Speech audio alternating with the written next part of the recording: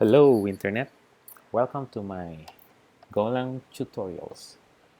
Right now we're going to implement a worker pool using Golang. So let's start. By the way, this tutorial assumes that you already have um, background knowledge on how to install Golang and the basic syntax of Golang and some knowledge on channels and Go routines, Golang concurrency. So if you still don't know about that, there are lots of tutorial out there. I'll be making one also soon. So right now we'll go directly on implementing the worker pool using Golang concurrency and some channels and Go routines. So let's start with an empty file. Let's name it main.go and start with package main, and we'll have our function main. Okay, so what we want to implement is we want to have probably at least 3 or 4 workers. Maybe, yeah, maybe three. Let's do three. And we'll define a worker as a function worker, and it will have an ID, worker ID, and it will receive a jobs. Okay, and this will be a channel int. Oh, by the way, it's going to only to receive. Okay, so if you have this symbol right before the channel, means it only receives from that channel, and if you have it from it only send from that channel. But if you have it on the other side, it only accept value. Okay, so we have this, and then after a job we will send out the result. It's also going to be a channel, but this only receives. Okay, see the difference between the two? Okay, so that's our worker, and for our main function we're going to define some work. Okay, so let's have a for loop here for um, for work is equals, it starts with work id 1 and then while how many job, probably let's give them 6, while x is less than or equal to 6, then we have incremented. Okay, and we will call the worker function. Okay, so we have worker number 1, worker x equals to jobs and the result. Okay, but since we are going to uh, create a worker, and I think we only have to make probably 3 workers only, sorry. So since we're going to create workers and they're going to be performing the job independently or concurrently, so we'll call them as a go routine. Okay, and we're going to declare here channel jobs as a channel, okay, chan integer and 10. So this is what we call a buffered channel. Okay, there's a difference between a channel and buffer channel. Okay, the difference are buffer channel, they keep on accepting values, in this case 10 values, and then they will not block until the buffer is full. But if you have non-buffer channels, they only receive one value, and it will only receive another value when that value has already been passed to another variable or something. So, okay, if you need more information, there are we'll talk about this on another tutorial. Results is also a channel integer 10. Okay, so here we have our workers, 3 workers. So after calling all 3 workers, we will now give them their jobs. Okay, so let's have 6 jobs for them. While these, well, j is less than or equal to 6. Okay, then we'll put in the jobs, pass that to the jobs channel. Okay, so after giving them jobs, we're going to say um, close jobs. So this is signaling our Go routines that this channel is closed and no more values are going into this channel anymore.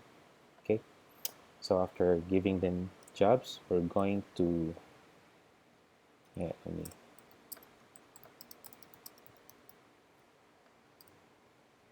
okay, and then we're going to get the results. Okay, so since results 6, okay, and now we're going to print. Let's print the result. Let's say result received from worker, then received from results channel. Okay, okay, so as you notice here, it automatically import the library that we needed. This is I think this is the plugin from Atom. You can download it. I believe there are also plugins for that on other editors like um, um, let me Sublime Text. Yeah. So, okay, let's go now to our worker function. Let's see what he's going to be doing in this function. So we're going to receive a job. Okay, so since it's a buffered channel, so it's going to be uh, like an array. So let's say job is equals to range jobs, then let's print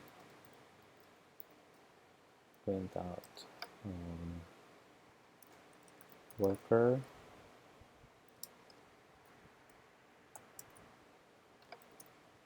worker ID is working on um, job. Okay, and then so while the worker is working, um, let's put in some time. So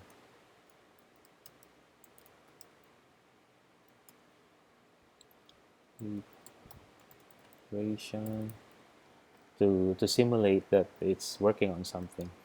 Okay, so let's randomize the time. Rand into okay, multiplied by time in milliseconds. Okay, okay, I think we have that. Then we'll print. After that, let's assume that the job is completed. So let's say here worker per ID completed work on job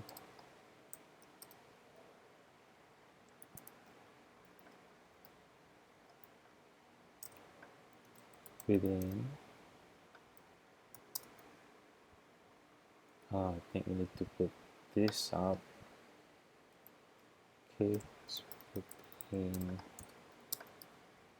so we can print out the result or the duration. Okay, okay, so after that we're going to return the sorry the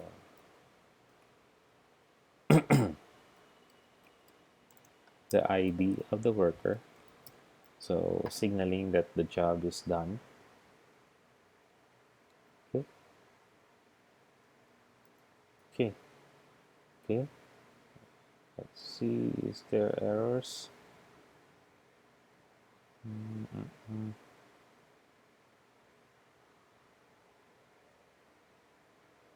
So you're saying expected. Oh, here. Okay. Okay, I think that works. So let's go to our command line and let's run.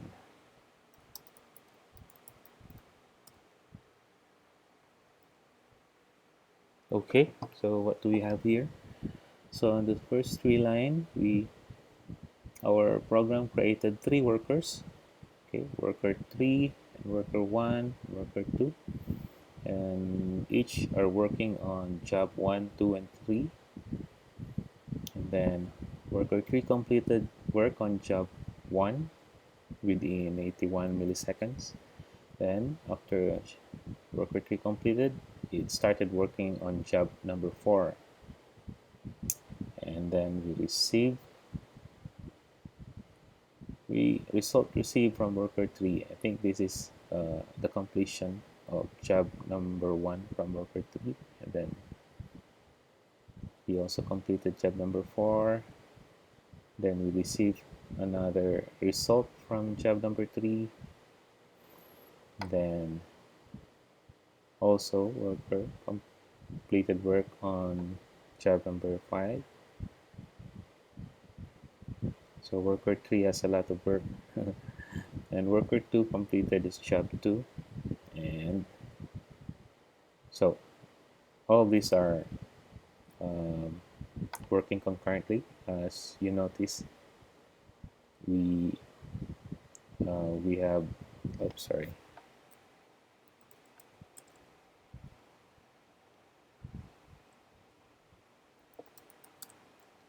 Okay,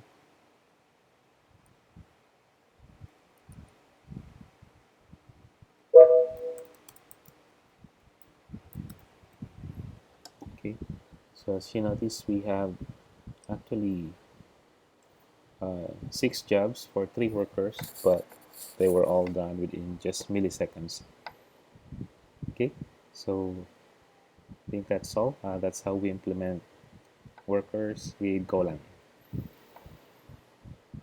Okay, uh, again, we declared 2 channels, jobs and results, and then we created three workers from a worker function. We call them as go routines. Then we give them 6 jobs and close the channel as soon as we have given them all the jobs. And then here we wait for the results.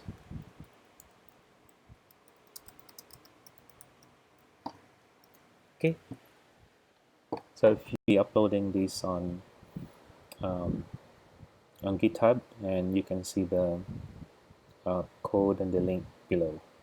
Okay, so till next time, till the next tutorial. Bye.